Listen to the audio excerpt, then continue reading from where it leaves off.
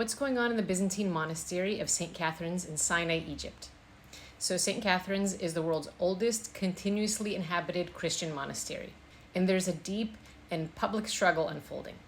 So a group of monks from Sinai is demanding the removal of their 91-year-old abbot, Archbishop Damianos. They're accusing him of financial mismanagement and administrative abuses and neglecting his duties at the ancient site, in addition to some other ethics violations. So in a formal memorandum, the monks allege that Archbishop Damianos, who has led the monastery since 1974, has been largely absent, spending only a few months out of the year in Sinai. They also charge that only a fraction of the monastery's 2024 income of over 530,000 euro was directed to the institution itself.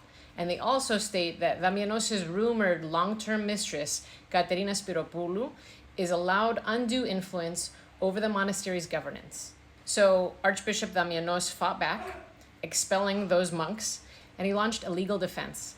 He denounced their allegations as parachurch gossip and slander, and has initiated legal actions in Greece to address these attacks, despite proof to the contrary. So in late August, Damianos labeled the dissenting monks as coup plotters and expelled them from the monastery. He locked them out, and then they continued to try to re-enter.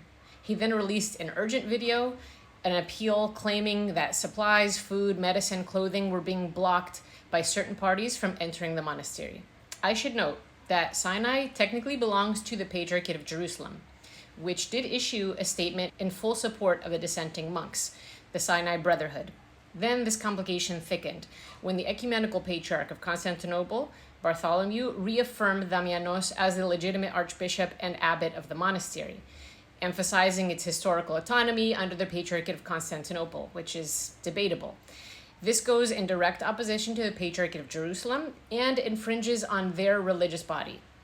I also need to say that the patriarchates hold equal status, with the Ecumenical Patriarchate of Constantinople holding a first among equals position, but it should never involve itself in another patriarchate's jurisdiction. So the Ecumenical Patriarch's statements on Sinai oversteps his boundaries and steps into the jurisdiction of the Patriarchate of Jerusalem.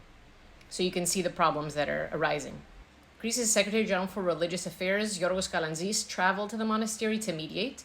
He met with both sides to map out possible steps forward and to create a timeline to resolve the dispute peacefully. This crisis complicates the ongoing negotiations between Greece and Egypt concerning the monastery's legal status and property rights, with Greece and Jerusalem fearing that these tensions could derail the progress. So that, in a nutshell, is what's going on in Sinai.